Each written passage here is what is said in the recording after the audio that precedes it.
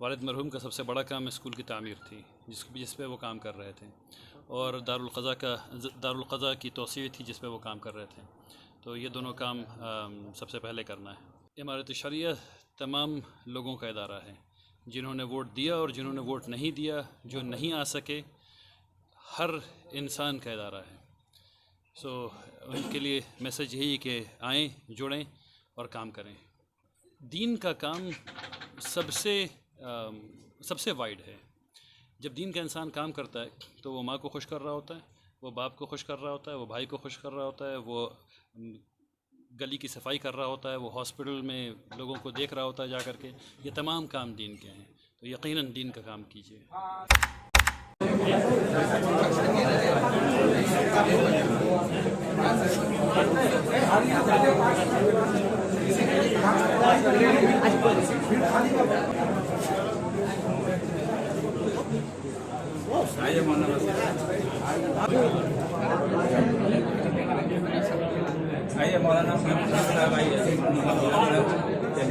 इमारत शरिया के meeting room में और इमारत शरिया में आया है।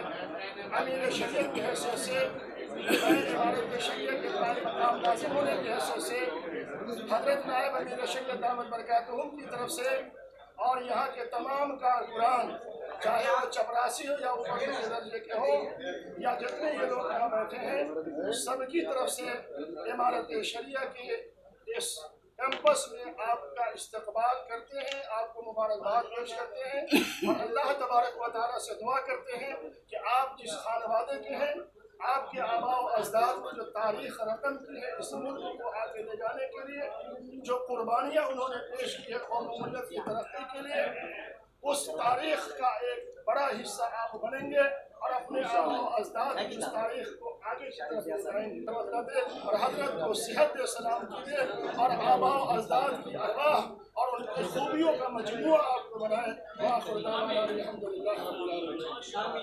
अमीर शरीयत दामत बरकातुहुल आलिया के इस्तक़बालिया कलिमात कायम मकाम नाज़िम मौलाना मोहम्मद शिबली अल कासमी साहब ने अर्ज़ किया है, और हज़रत भी आप हज़रात भी सब सुबह से ही थके हुए हैं और कामों में लगे हैं, इसलिए प्रोग्राम को यहीं पर मुकम्मल किया जाता है।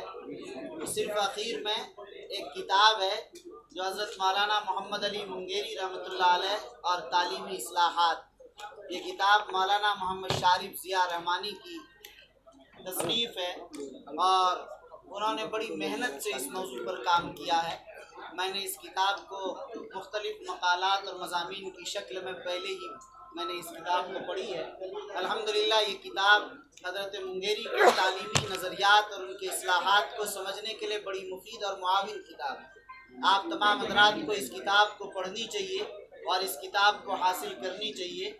मरकज़ी पब्लिकेशन से और शारिफ ज़िया रहमानी साहब से भी आप हज़रात रब्ता कर सकते हैं।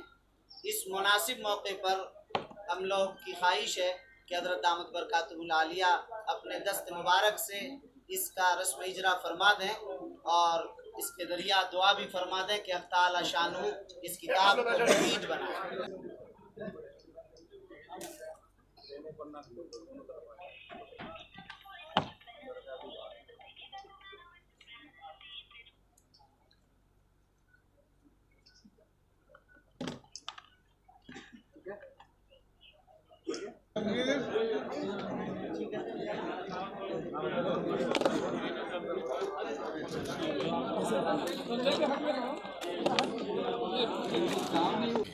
सौ वर्षों में पहली बार जी, वोटिंग के माध्यम से आपको चुना।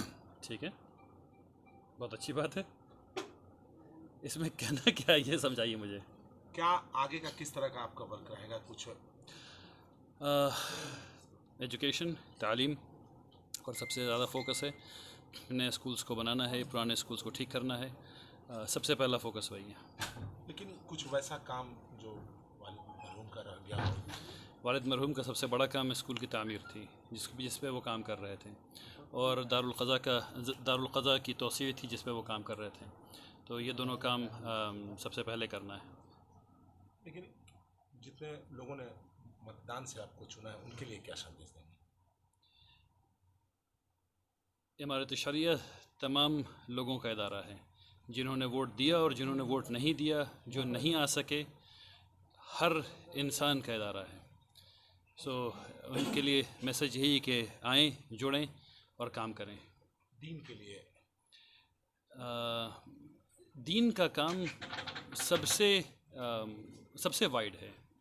जब दीन का इंसान काम करता है तो वो माँ को खुश कर रहा होता है, वो बाप को खुश कर रहा होता है, वो भाई को खुश कर रहा होता है, वो गली की सफाई कर रहा होता है, वो हॉस्पिटल में लोगों को देख रहा होता है जा कर के। ये तमाम काम दीन के हैं, तो यकीनन दीन का काम कीजिए। को आगे बढ़ाएं। 17 स्कूल खोलने का प्रोग्राम था और उसके अलावा हर डिस्ट्रिक्ट में, तो वो करने की कोशिश की जाएगी। लेकिन ये सारी मनसूबाबंदी हज़रत अमीर शरीयत अब करेंगे। ये तो मेरी राय और गुजारिश होगी जिसमें मैं हर वक्त खिदमत के लिए हाजिर रहूँगा।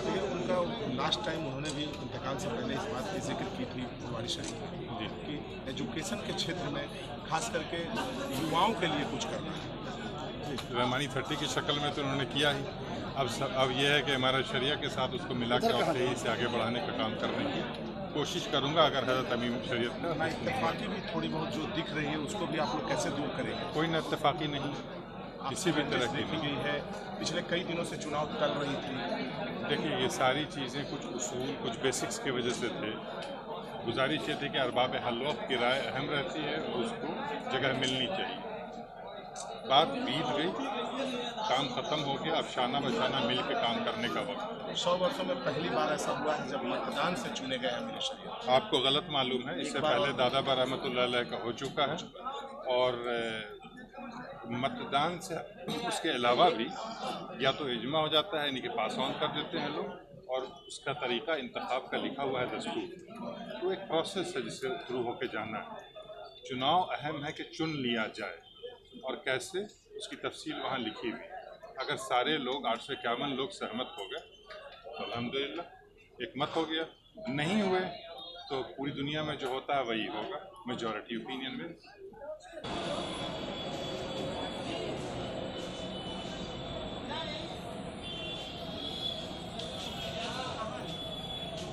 जैसा कि आप सबको पता है कि अमीर शरीयत चुने जा चुके हैं। वली रहमानी के जो साहबजादे थे उनको अमीर शरीयत चुना जा चुका है। वोटिंग के दौरान में उन्हें वोट सबसे ज़्यादा है। यहाँ पे उनके चाहने वाले और समर्थक हैं, उनसे हम बात करेंगे। कैसा लग रहा है ये बताइए।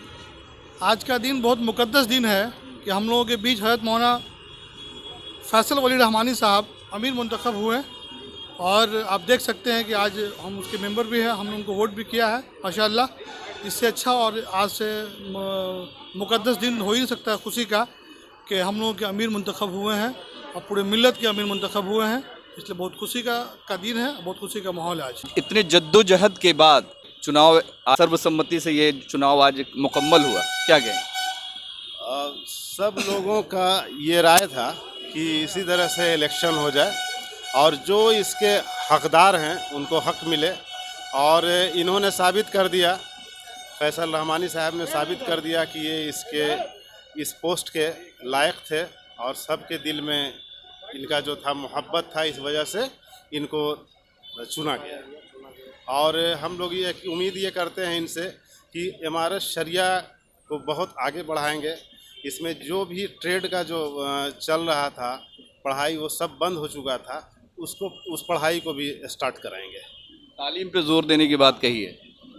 मैं तारिक रहमान, मैं फैसल रहमानी साहब को अमीर शरिया बनने पे बहुत बहुत तहे दिल से मुबारकबाद देता हूँ, और उम्मीद करता हूँ कि नई जोश, नई ऊर्जा, नई सोच के साथ इमारत शरिया आगे बढ़े और तरक्की करे, मुसलमानों की तरक्की में ये सहयोग करे, पूरा अपना ताउन करे। जैसे हम लोगों ने सोचा है कि इनको इनकी जीत पे कि इमारत शरिया आगे बढ़ेगा, और ये आगे बढ़ाएंगे नई सोच, नई जोश के साथ। इसी के साथ मैं इनको तहे दिल से फिर से मुबारकबाद देता हूँ। 10 तारीख को इमारत शरिया की तरफ से इलेक्शन रखा गया था, मगर आप लोगों ने 9 तारीख को इलेक्शन फिर आप लोग की तरफ से मुकर्रर किया गया कि 9 तारीख को। उसके बाद सर्वसम्मति से ये सारा इलेक्शन हुआ और जीत आखिरकार आप लोगों की हुई, आपके जो पक्ष के लोग हैं उनकी हुई। तो इतने सारे वाद विवाद और हुआ फिर पहले, उसके बाद फिर सर्वसम्मति, तो ये पहले ही हो जाना चाहिए था, इतना वाद विवाद नहीं होता। और जो एक बदनामी भी हुई है कहीं ना कहीं इसको लेकर, उस पर क्या कहें? कहना है कि बहुत सारे गलत लोग भी इमारत शरिया में हैं जो चाह रहे थे कि लड़ाई झगड़ा हो जाए, लेकिन ऐसा हुआ नहीं। सारे सहमति से जो अच्छे लोग थे सबने फैसल रहमानी साहब को चुना और इमारत शरिया को और तरक्की होगी। जैसा कि बात हुआ एजुकेशन पे कि बहुत सारे स्कूल खोलेंगे जाएंगे, रहमानी 30 चल रहा है, उसी तरह से बहुत सारे अच्छे काम किए जाएंगे। अहमद रहमानी ने साहब ने भी बोला इस बात को। आप बताइए। मैं इनको तहे दिल से शुक्रिया और इस्तकबाल करता हूँ। बहुत सभी लोगों को, फुलवारी वासियों को इन पर खुशी मिली है। नहीं इमारत शरिया मतलब कि आप ये बने तो आप दिल से खुश? हाँ, दिल से इसको खुश से मैं इनको। अगर इनके जगह पे अनीसुर रहमान बनते या फिर खालिद जो सैफुल्लाह थे वो बनते तो क्या कहें? अल्लाह ने जो चाहा वही हुआ। अल्लाह ने चाहा जो ही हुआ। अल्लाह जिसको हाथ में भाग दौड़ संभाल देता है उन्हीं संभालते हैं। ऐसा कहा जा रहा था कि लोकल लोग जो हैं, फुलवारी के जो खास लोकल लोग हैं, वो चाहते थे कि वो अनीसुर रहमान बने या फिर चंद लोग हैं जो उनके साथ हैं, लोकल लोग। बाकी सारे लोकल लोग इन्हीं के साथ हैं। हम यहाँ के वार्ड काउंसिलर हैं, वार्ड नंबर 13 का मेंबर है। सबसे पहले तो हम यहाँ के जो प्रशासन है उनको तहे दिल से धन्यवाद देते हैं कि उन्होंने शांतिपूर्वक बहुत अच्छे से ये चुनाव करवाया और निष्पक्ष चुनाव करवाया, और ये कहीं पर किसी तरह का बगलिंग नहीं हुआ। और अमीर शरियत साहब को बहुत बहुत हमारे तरफ से मतलब मुबारकबाद, शुक्रिया।